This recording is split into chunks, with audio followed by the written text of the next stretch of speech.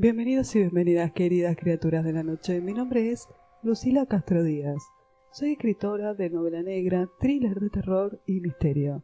Hoy les traigo La gallina degollada, un cuento que, a pesar de no ser muchos en este canal, me lo estuvieron pidiendo bastante y es un cuento que a mí me encanta. Horacio Quiroga es uno de mis cuentistas favoritos. Siempre les cuento algo sobre el cuento antes de leérselos. En este caso no hay mucho por decir de La gallina degollada. Es un cuento que pertenece a Cuentos de amor, de locura y de muerte, que fue publicado en el 1917 por el escritor uruguayo Horacio Quiroga. La primera vez que se publicó este cuento fue en la revista Caras y Caretas, el 10 de julio de 1909. Después lo incorporó en su libro Cuentos de amor, de locura y de muerte. Como para contarte algo sobre el autor, pasó una gran parte de su vida en la selva misionera. Por acá les voy a dejar Horacio Quiroga, el escritor perseguido por la muerte, donde aborda un poco el tema de la vida y la muerte de Horacio Quiroga. Un video muy interesante si te gusta este autor. Por supuesto, al haber tenido esa vida trágica, siempre estuvo presente en su literatura. Tanto la muerte como la locura se pueden ver reflejados en varios de sus cuentos. Quiroga se inició dentro del movimiento modernista, pero después se encaminó por el realismo. La técnica narrativa de Horacio Quiroga se caracteriza por ser limpia y sencilla, con bastantes diálogos y no tantas descripciones, sin ahondar mucho en una profundidad filosófica dentro de sus cuentos. El cuento La gallina degollada trata sobre la familia Mazzini Ferraz, una pareja que tuvo un hijo, pero que con el tiempo el hijo comienza a padecer una enfermedad de salud mental. Dentro del cuento se lo trata como idiota. Esta pareja decide tener más hijos, pero lamentablemente cada uno de sus hijos sigue el mismo destino. Terminan con una enfermedad de salud mental. Es como si fuera una maldición la enfermedad de estos 4 niños, de los hijos del matrimonio Mazzini Ferraz. A determinada edad tenían fiebre, convulsionaban y quedaban idiotas, como dice el cuento. Quedaban con una enfermedad de salud mental, vamos a decir, para que no sea tan agresivo, tan discriminador el hecho de que los niños quedaban así, ¿no? Como dice Horacio Quiroga, idiotas. Bueno, no me parece un término correcto, pero el cuento lo necesita de esa manera. En un momento tienen una hija mujer a la que llaman Bertita. Bertita, a comparación de sus hijos, nace sana y no tuvo ningún problema de salud. Pero el destino de esta niña va a estar marcado por sus 4 hermanos. Una tarde donde los 4 se quedan observándola fijamente. El cuento La gallina degollada, sin lugar a dudas, es uno de los grandes clásicos del terror hispanoamericano, junto con El Almohadón de Pluma, y la mayoría de los cuentos que conforman su libro Cuentos de locura, de amor y de muerte. Generalmente los cuentos de terror presentan una atmósfera de misterio que produce horror en los lectores, pero en La gallina degollada, esta atmósfera de horror se construye por la falta de diagnóstico de los 4 niños, la relación violenta que hay entre sus padres, los silencios siniestros que recorren toda la historia y el final trágico. En ningún momento queda claro por qué los niños nacen, tienen convulsiones y terminan padeciendo esta enfermedad. Esta pareja se echa la culpa la una a la otra del por qué los niños terminaban así. Este cuento de Horacio Quiroga es un buen recurso para hacerse varias preguntas, las cuales se pueden encontrar respuesta debatiendo el cuento. Muchos creen que La gallina degollada de Horacio Quiroga está inspirado en Los idiotas de Joseph Conrad, que fue publicado en el 1898. Es un cuento que tiene muchas similitudes con el de Horacio Quiroga. Una pareja tiene 4 hijos idiotas también, gemelos, un niño y luego una niña. La esposa mata al marido cuando él trata de obligarla a tener otro hijo. Ella estaba traumada, no quería tener otro hijo. Después esta mujer se suicida arrojándose por un acantilado. En ambos cuentos hay un matrimonio derrumbándose y 4 hijos monstruosos. Además también ambas parejas de los cuentos llegan a odiar a sus hijos y los mantienen fuera de su vista. Horacio Quiroga como que coquetea con esto de que los pecados de los padres caen sobre sus hijos. En este caso el pecado sería la sífilis. Por eso quizás ambos padres están desesperados por encontrar la redención de los 4 niños cuando tienen a Bertita, la única que no llega a ponerse idiota. Estamos haciendo un breve análisis de lo que sería el cuento, de todo más o menos lo que les puedo decir a nivel análisis literario. Es como que se nota demasiado que hay una maldición sobre esta familia, ya sea puesta por alguien, ya sea la maldición que esté en la casa, ya sea que están malditos por algo, quizás por ellos mismos, por este pecado de la sífilis, ¿no? Pero hay una fuerte maldición en esta familia, en este matrimonio Mazzini y Ferraz. Las discusiones son tensas, ves como la pareja se va cayendo, va deteriorándose. Les voy a leer el cuento completo después de terminar este análisis. Una interpretación del cuento, porque me lo sé de memoria prácticamente de tantas veces que di clase con este cuento. Les voy a hacer una especie de representación del cuento, algunas partes leídas, algunas partes que todavía recuerdo de memoria, y la van a poder escuchar aquellos que nunca leyeron La gallina degollada, que no creo que sean muchos porque es un cuento muy conocido, que lo dieron mucho en la escuela. Bueno, por lo menos acá en Argentina antes, en lo que era la escuela de antes, sí nos daban este libro de Horacio Quiroga. Algo que está también muy marcado y fuertemente mostrado es el tema del abandono de los niños, porque estos 4 niños están sometidos al descuido, al abandono emocional, y no tienen nombre, ni siquiera los llama por sus nombres, sino que son llamados bestias, engendros, monstruos, como una manera de quitarle toda humanidad, toda identidad, de quitarle la individualidad también. Los llaman a los 4 juntos, cada vez que llaman a los monstruos, a las bestias o a los engendros. Hay algo que es bastante clave para entender La gallina degollada y es la importancia que tiene el sol en esta historia. La luz enceguecedora que llama la atención de estos 4 muchachos. Varias veces se nombra que los hermanos observan reflejarse en los ladrillos el sol. Incluso se animan con una alegría bestial cuando la luz del sol declina para el atardecer. De hecho, los hermanos relacionan este tono rojizo del ocaso con la sangre cuando gritan rojo, rojo. La verdad es que es un cuento que si lo analizamos mucho es bastante triste, ¿no? Porque le encontramos cada vez más cosas y es un cuento muy bueno para hacer un análisis en una clase de taller literario. Si sos coordinador literario te lo sugiero, porque se arman unos debates buenísimos cuando llevamos este cuento.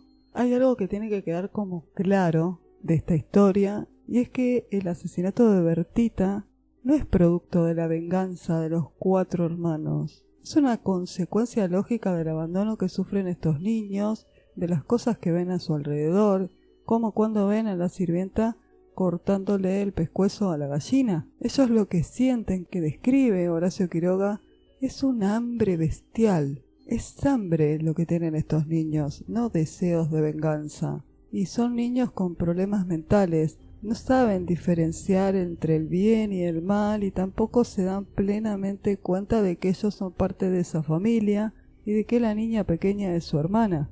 También esa pureza y esa belleza que tenía Bertita, ellos la pueden tomar como algo parecido al estímulo de la luz del sol. Y por eso la observan excitados cuando ella está subiendo el cerco y el sol salía por el cerco para ellos. Podría hablar de este cuento una gran cantidad de minutos, incluso más de 1 hora. Así que mejor vamos a continuación a escuchar la lectura de La gallina degollada. Un cuento maravilloso de Horacio Quiroga. La gallina degollada, Horacio Quiroga. Todo el día, sentados en el patio, en un banco, estaban los 4 hijos idiotas del matrimonio Mazzini Ferraz. Tenían la lengua entre los labios, los ojos estúpidos, y volvían la cabeza con la boca abierta. El patio era de tierra, cerrado al oeste por un cerco de ladrillos. El banco quedaba paralelo a él, a 5 metros. Allí se mantenían inmóviles, fijos los ojos en los ladrillos. Como el sol se ocultaba atrás del cerco, al declinar, los idiotas tenían fiesta. La luz enceguecedora llamaba su atención al principio. Poco a poco sus ojos se animaban. Se reían al fin estrepitosamente, congestionados por la misma hilaridad ansiosa, mirando el sol con alegría bestial, como si fuera comida. Otras veces, alineados en el banco, zumbaban horas enteras imitando el tranvía eléctrico. Los ruidos fuertes sacudían a sí mismos su inercia, y corrían entonces, mordiéndose la lengua y mugiendo, alrededor del patio, pero casi siempre estaban apagados en un sombrío letargo de idiotismo, y pasaban todo el día sentados en su banco, con las piernas colgantes y quietas, empapando de glutinosa saliva el pantalón. El mayor tenía 12, el menor 8. En todo su aspecto sucio y desvalido se notaba la falta absoluta de un poco de cuidado maternal. Estos 4 idiotas, sin embargo, habían sido un día el encanto de sus padres. A los 3 meses de casados, Mazzini y Berta orientaron su estrecho amor de marido y mujer y marido hacia un porvenir mucho más vital, un hijo. ¡Qué mayor dicha para 2 enamorados que esa honrada consagración de su cariño! Libertados ya del vil egoísmo, de un mutuo amor, sin fin ninguno. Y lo que es peor, para el amor mismo, sin esperanzas posibles de renovación. Así lo sintieron Mazzini y Berta, y cuando el hijo llegó a los 14 meses de matrimonio, creyeron cumplida su felicidad. La criatura que creció bella y radiante hasta que tuvo 1 año y medio, pero en el 20º mes, sacudiéndolo una noche convulsiones terribles, y a la mañana siguiente no conocía más a sus padres. El médico lo examinó con esa atención profesional que está visiblemente buscando las causas del mal en las enfermedades de los padres. Después de algunos días, los miembros paralizados recobraron el movimiento, pero la inteligencia, el alma, aún el instinto, se habían ido del todo. Había quedado profundamente idiota, baboso, colgante, muerto para siempre sobre las rodillas de su madre. «Hijo, mi hijo querido», sollozaba ésta, sobre aquella espantosa ruina de su primogénito. El padre, desolado, acompañó al médico afuera. «A usted se le puede decir, creo que es un caso perdido. Podrá mejorar, educarse en todo lo que le permita su idiotismo, pero no más allá». «Sí», asentía Mazzini. «Pero dígame, ¿usted cree que es herencia que...?» «En cuanto a la herencia paterna, ya le dije lo que creía cuando vi a su hijo. Respecto a la madre, hay allí un pulmón que no sopla bien. No veo nada más, pero hay un soplo un poco rudo. Hágala examinar bien». Con el alma destrozada de remordimiento, Mazzini redobló el amor a su hijo. El pequeño idiota, que pagaba los excesos del abuelo, tuvo asimismo que consolar, sostener sin tregua a Berta, herida en lo más profundo por aquel fracaso de su joven maternidad. Como es natural, el matrimonio puso todo su amor en la esperanza de otro hijo. Nació éste, y su salud y limpidez de risa reencendieron el porvenir extinguido. Pero a los 18 meses las convulsiones del primogénito se repetían, y al día siguiente amanecía idiota. Esta vez los padres cayeron en honda desesperación. Luego su sangre, su amor estaban malditos. Su amor sobre todo. 28 años él, 22 ella. Y toda su apasionada ternura no alcanzaba a crear un átomo de vida normal.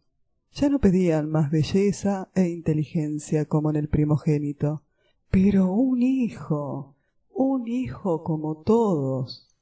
Del nuevo desastre brotaron nuevas llamaradas del dolorido amor, un loco anhelo de redimir de una vez para siempre la santidad de su ternura. Sobrevinieron mellizos, y punto por punto repitióse el proceso de los dos mayores.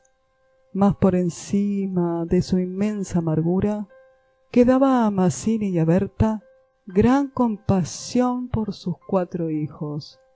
Hubo que arrancar del limbo, de la más honda animalidad, no ya sus almas, sino el instinto más abolido. No sabían deglutir, cambiar de sitio, ni aun sentarse.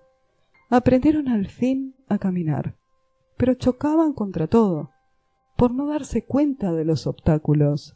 Cuando los lavaban mugían hasta inyectarse de sangre el rostro. Animábanse solo al comer o cuando veían colores brillantes u oían truenos. Se reían entonces, echando afuera la lengua y ríos de baba, radiantes de frenesí bestial. Tenían en cambio cierta facultad imitativa, pero no se pudo obtener nada más. Con los mellizos pareció haber concluido la aterradora descendencia, pero pasados 3 años desearon de nuevo ardientemente otro hijo, confiando que el largo tiempo transcurrido hubiera aplacado la fatalidad. No satisfacían sus esperanzas, y en este ardiente anhelo que se exasperaba en razón de la infructuosidad, se agrietaron. Hasta ese momento cada cual había tomado sobre sí la parte que le correspondía en la miseria de sus hijos, pero la desesperanza de redención ante las 4 bestias que habían nacido de ellos echó afuera esa imperiosa necesidad de culpar a los otros, que es patrimonio específico de los corazones inferiores. Iniciáronse con el cambio de pronombre, tus hijos, y como a más del insulto, había la desidia. La atmósfera se cargaba. Me parece, díjole una noche Mazzini, que acababa de entrar y se lavaba las manos, que podrías tener más limpios a los muchachos. Berta continuó leyendo como si no hubiera oído. Es la primera vez, repuso al rato, que te veo inquietarte por el estado de tus hijos. Mazzini volvió un poco la cara a ella con una sonrisa forzada. De nuestros hijos, me parece. Bueno, de nuestros hijos. ¿Te gusta así? Alzó ella los ojos. Esta vez Mazzini se expresó claramente. Creo que no vas a decir que yo tenga la culpa, ¿no? Ah, no, sonrió Berta muy pálida. Pero yo tampoco supongo. No faltaba más, murmuró. ¿Qué no faltaba más? Que si alguien tiene la culpa, no soy yo. Entiéndalo bien. Eso es lo que te quería decir. Su marido la miró un momento, con brutal deseo de insultarla. Dejemos, articuló secándose por fin las manos. Como quieras, pero si quieres decir... Berta, como quieras. Este fue el primer choque y le sucedieron otros, pero las inevitables reconciliaciones, sus almas se huían con doble arrebato y locura. Por otro hijo. Nació así una niña. Vivieron 2 años con la angustia a flor de alma, esperando siempre otro desastre. Nada acaeció, sin embargo, y los padres pusieron en ella toda su complacencia, que la pequeña llevaba a los más extremos límites del mismo y la mala crianza.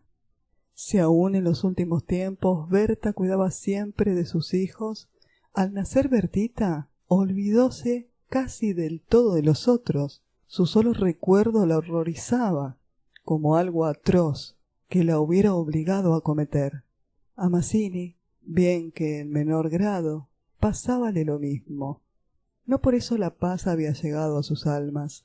La menor indisposición de su hija echaba ahora fuera, con el terror de perderla, los rencores de su descendencia podrida. Habían acumulado y el sobrado tiempo para que el vaso no quedara distendido, y al menor contacto el veneno se vertía afuera. Desde el primer disgusto emponzoñado habíase perdido el respeto, y si hay algo a que el hombre se siente arrastrado con cruel fruición es cuando ya se comenzó a humillar del todo a una persona. Antes se contenían por la mutua falta de éxito. Ahora que éste había llegado, cada cual atribuyéndolo a sí mismo, sentía mayor la infamia de los 4 engendros que el otro habíale forzado a crear. Con estos sentimientos no hubo ya para los 4 hijos mayores afecto posible. La sirvienta los vestía, les daba de comer, los acostaba con visible brutalidad, no los lavaba casi nunca. Pasaban todo el día sentados frente al cerco, abandonados de toda remota caricia. De este modo Bertita cumplió 4 años, y esa noche, resultado de las golosinas, que era a los padres absolutamente imposible negarle, la criatura tuvo algún escalofrío y fiebre, y el temor a verla morir o quedar idiota tornó a revivir la eterna llaga. Hacía 3 horas que no hablaban, y el motivo fue, como casi siempre, los fuertes pasos de Mazzini. ¡Mi Dios! ¿No puedes caminar más despacio? Bueno, es que me olvido. Se acabó. No lo hago a propósito. Ella se sonrió desdeñosa. No te creo tanto. Ni yo jamás te hubiera creído tanto a ti, tisiquilla. ¿Qué? ¿Qué dijiste? Nada. Sí, te oí algo. Mira, no sé lo que dijiste, pero te juro que prefiero cualquier cosa a tener un padre como el que has tenido tú. Mazzini se puso pálido. Al fin, murmuró con los dientes apretados, al fin, víbora, has dicho lo que querías. Sí, víbora, sí, pero yo he tenido padres sanos, ¿oyes? Sanos.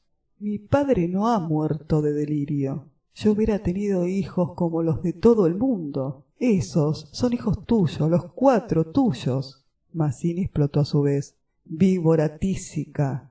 Eso es lo que te dije. Lo que te quiero decir. Pregúntale al médico quién tiene la mayor culpa de la meningitis de tus hijos.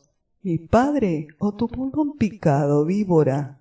Continuaron cada vez con mayor violencia, hasta que un gemido de Bertita selló instantáneamente sus bocas. A la 1 de la mañana la ligera indigestión había desaparecido, y como pasa fatalmente con todos los matrimonios jóvenes que se han amado intensamente una vez siquiera, la reconciliación llegó, tanto más efusiva, cuando hirientes fueran los agravios. Amaneció un espléndido día, y mientras Berta se levantaba escupió sangre. Las emociones y la mala noche pasada tenían sin duda gran culpa. Mazzini la retuvo abrazándola largo rato, y ella lloró desesperadamente, pero sin que ninguno se atreviera a decir una palabra.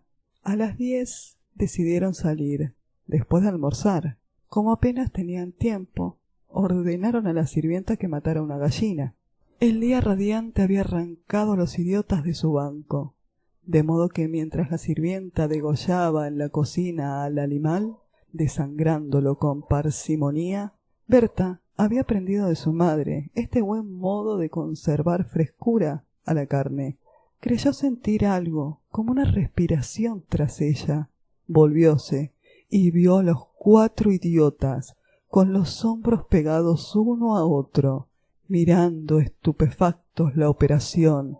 Rojo, rojo. Señora, los niños están aquí en la cocina. Berta llegó. No quería que jamás pisaran allí, y ni aun a esas horas de pleno perdón olvido y felicidad reconquistada.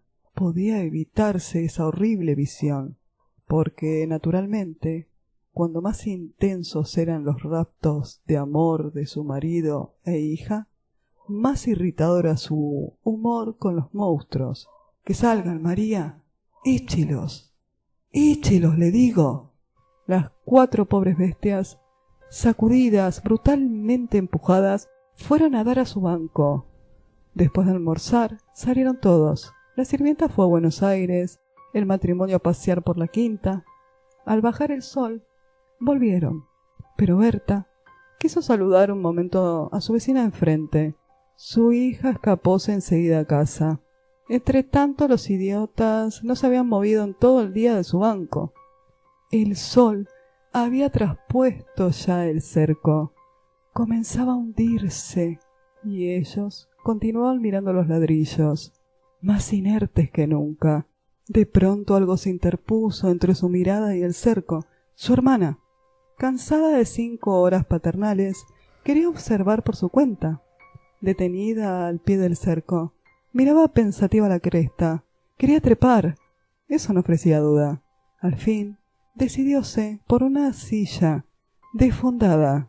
Pero faltaba aún. Recurrió entonces a un cajón de querosén y su instinto topográfico hízole colocar vertical el mueble, con lo cual triunfó.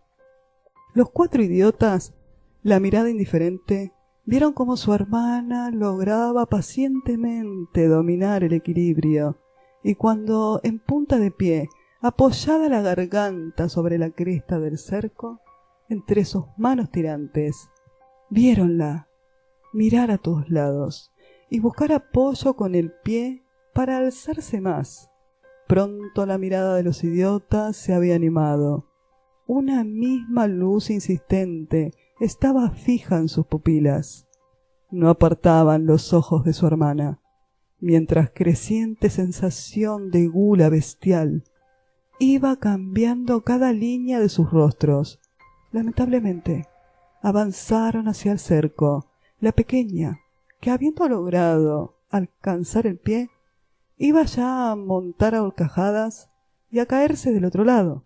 Seguramente, sintióse cogida de la pierna. Debajo de ella, los 8 ojos clavados en los suyos le dieron miedo. —¡Soltame! ¡Soltame! ¡Déjame! —gritó sacudiendo la pierna, pero fue atraída. —¡Mamá! ¡Ay, mamá! ¡Mamá! ¡Papá! Lloró imperiosamente. Trató aún de sujetarse del borde, pero sintióse arrancada y cayó. —¡Mamá! ¡Ah, ma!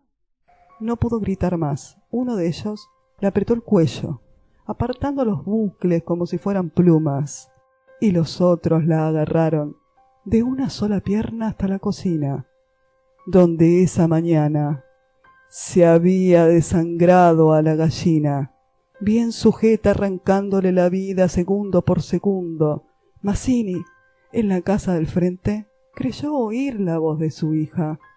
—Me parece que te llama —le dijo Berta. Prestaron oído, inquietos, pero no oyeron más. Con todo, un momento después, se despidieron, y mientras Berta iba a dejar su sombrero, Mazzini avanzó en el patio. —¡Bertita! Nadie respondió. —¡Bertita! Alzó más la voz ya alterada, y el silencio fue tan fúnebre para su corazón siempre aterrado, que la espalda se le heló de horrible presentimiento. ¡Mi hija! ¡Mi hija! Corrió ya desesperado hacia el fondo, pero al pasar frente a la cocina vio en el piso un mar de sangre. Empujó violentamente la puerta, entornada, y lanzó un grito de horror. Berta, que ya se había lanzado corriendo al oír el angustioso llamado del padre, oyó el grito y respondió con otro. Pero al precipitarse en la cocina, Mazzini, lívido como la muerte, se interpuso conteniéndola. —¡No entres! ¡No entres! Berta alcanzó a ver el piso inundado de sangre. Solo pudo echar sus brazos sobre la cabeza y hundirse a lo largo de él con un ronco suspiro.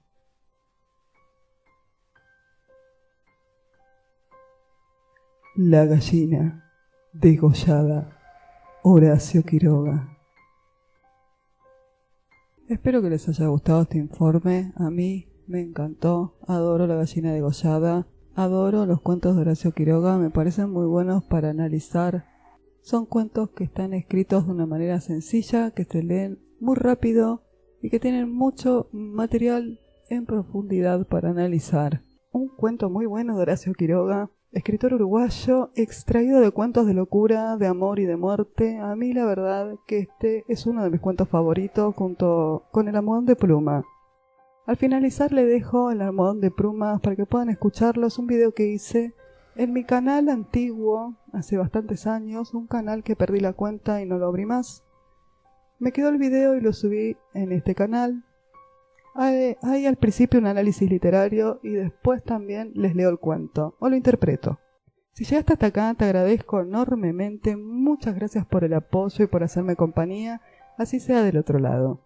Te pido que te suscribas a mi canal para que puedas seguir subiendo contenido como este y activa la campana de notificaciones para que te avise cada vez que subo un nuevo video. Subo 2 a la semana, por lo general los miércoles y los domingos, pero en ocasiones subo también un tercer video, sobre todo un audiopoema. Te invito a que te suscribas a mi canal, son muy valiosos los comentarios porque con ellos me ayudas a crecer. Nos vemos en el próximo video.